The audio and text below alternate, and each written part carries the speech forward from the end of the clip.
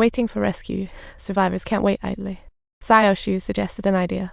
He heard from a friend that there were batteries in the tail of the plane.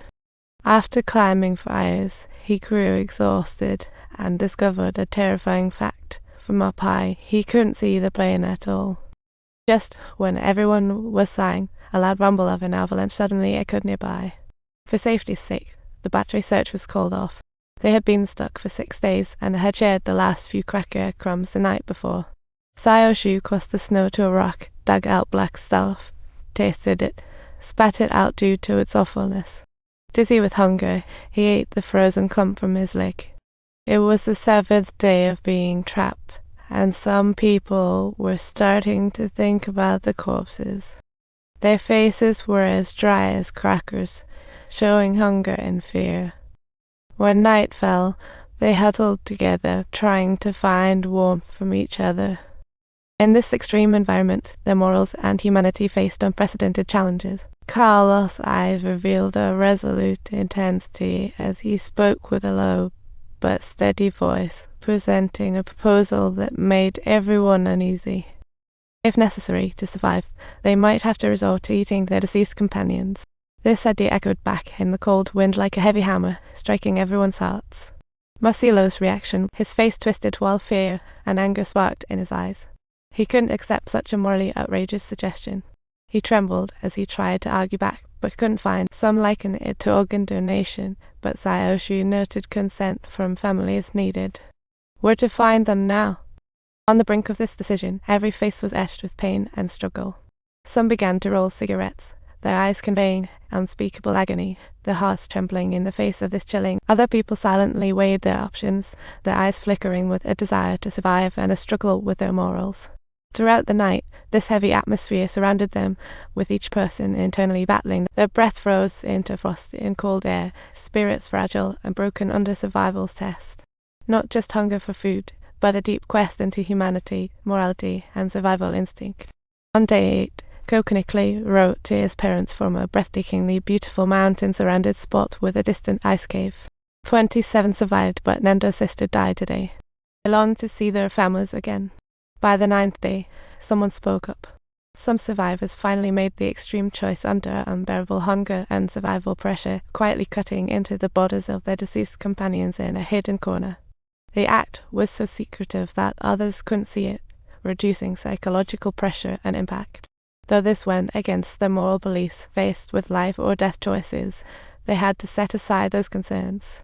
Meanwhile, some survivors still held on to hope, but they kept doing so in their hearts, in their hearts, in their hearts, in their hearts, in their hearts, in their hearts, in their hearts, in their hearts, in their hearts, in their hearts.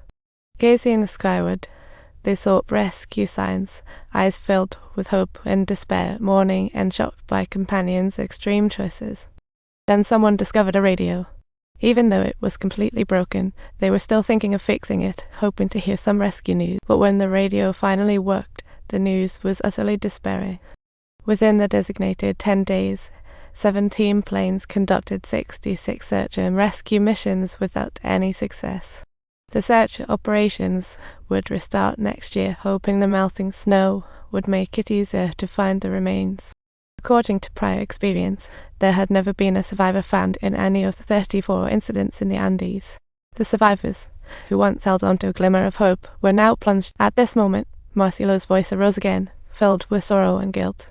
Yet he began to persuade others to eat, to fight for their lives, and then stuffed meat Sayoshu and the others refused to eat. They were determined to find the batteries, setting off for the pursuit site with no equipment, no plan. Their will to survive led to some discovery. Shattered plane wrecks were everywhere, and here they found their teammates, Gast-registered N. Costamalet, 23, Ram-registered N. Martinez, 30, Ovidio Ramirez, 26, Alexis Johnny, 20, Guido Magri, 23, and Daniel, Vito's older brother. Unfortunately, things didn't go smoothly. Nightfall was near and batteries remained unfound. Sayoshu insisted on searching. If bodies were here, the tail must be close. The mountain was 20 minutes 30 till the sea colder, and they'd freeze once night fell. Sayoshu and his companions underestimated nature. The sun melted the snow, leaving them trapped and disoriented. At night, they could barely move, so they huddled together, slapping to stay warm. Finally, the sun rose the next day, and the three of them had been buried under a thick layer of snow. They broke free, lucky to escape a disaster. But they also learned a lesson. The harder they tried to escape their predicament, the more perilous the mountains became. They sat on pieces of the plain and sledded down the mountain, enjoying a thrilling ride. But Xiao Shu returned more despairing. Outside, the white snow showed no signs of life. Yet someone told him they were Xiao Shu took the meat handed to him by a man and held onto it well into the night. Finally, he resolved to put it in his mouth, half-heartedly chewing to force himself to swallow. For the first time, he realized that the possibility of returning home was growing slimmer and slimmer. But as he looked at Nando, that hope remained alive. Nando trained daily, fixated on the idea that just behind those mountains lay the lush valleys of Chile. If no rescue arrived, he would climb up there to see for himself, even if it meant death. By the 17th day, outside, the wind howled, but inside the cabin there were conversations and laughter. Eating meat had become routine. In that confined space, 27 people were crammed together, each with different emotions. Some were lost in their own thoughts, others expressed gratitude for life. Coco expressed his melancholy and longing for family, praying to God to return home safely in time for his mother's birthday party. To maintain morale, they motivated each other, seeking comfort and joy in the disaster. In the end, the cabin erupted in loud applause, and everyone's faces lit up with long-lost smiles. Just in this atmosphere of joy and hope, the cabin suddenly shook violently. This sudden change shattered their merriment, reigniting fear and uncertainty. An avalanche swiftly buried the cabin, trapping the survivors under ice and snow. One man managed to peek his head up for air, struggling to crawl out onto the massive weight, while the heavy snow had flattened the plane's cabin. The harsh conditions were beyond his imagination. The man quickly returned to the cabin, where pleas for help echoed everywhere. The avalanche had nearly filled the entire cabin with snow. The survivors worked hard to excavate hope, their cries for help blending together with cheers of encouragement. As they dug piece by piece, some were successfully rescued, but heartbreakingly, some did not survive. Just as the rescue efforts progressed, another dreadful rumble hit, prompting Xiao Shu. In that dark and cold space, a man lit a lighter, bringing a glimmer of light. They realized that even buried under snow, air still existed. The bad news was, they didn't know how much snow lay on top, potentially the weight of the whole mountain. Survivors began calling out names, and their captain, Marcelo, was trapped inside, completely unconscious.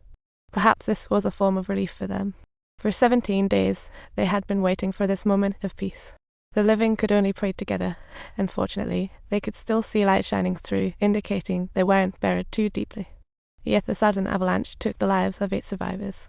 The second day of being buried, they were hungry and forced to make a tough and cruel decision to utilize the bodies of the 8 deceased companions as a food source. After enduring so much, they couldn't give up. Xiao Shu shouted that they absolutely couldn't sit and wait to die, using a metal rod to frantically bang against the cabin window, finally breaking through it, though the sharp glass cut his leg. Xiao Shu winced in pain, but continued to dig up. One by one, the team members that escaped from the snow-covered cabin were gaining their freedom.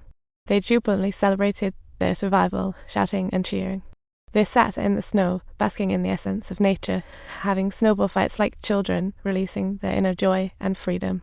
Afterward, they gathered their strength to dig out the snow-covered wreckage, but now to seek rescue, they must leave this place. However, haphazard actions could further endanger their situation. To increase their chances of survival, they decided to wait 2 weeks. On day 34, with the snow melting, the survivors' situation grew dire. Arturo's lungs were severely damaged.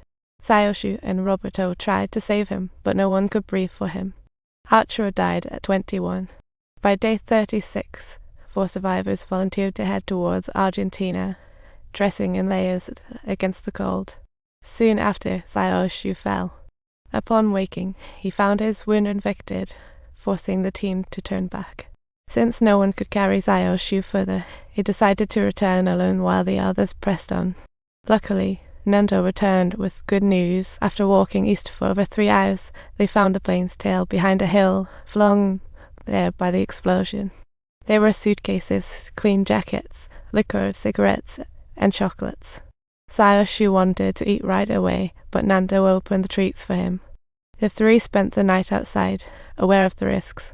They found the batteries at the plane's tail. Too heavy to move, they decided to take the radio there for repairs. They detached the radio, found an antenna, and Nando, Roberto, Ding Ding, and Roy headed to the tail.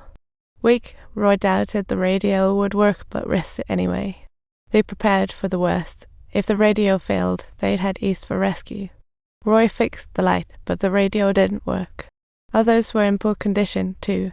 Every day, more lads were lost as food ran low, so they scraped meat from bones. What was unimaginable is now routine. Sayoshu, only 25, lamented unfinished dreams, longing for family, yearning to dance and cry, yet unable to shed tears. On Jui's side, Nando found much waterproof material. Wrapping wires with it seemed promising, but a short circuit blew up the radio. As of today, 17 survivors remained from the crash plane. 4 brought back the bad news, along with the waterproof material. They decided to make sleeping bags to spend the night outside.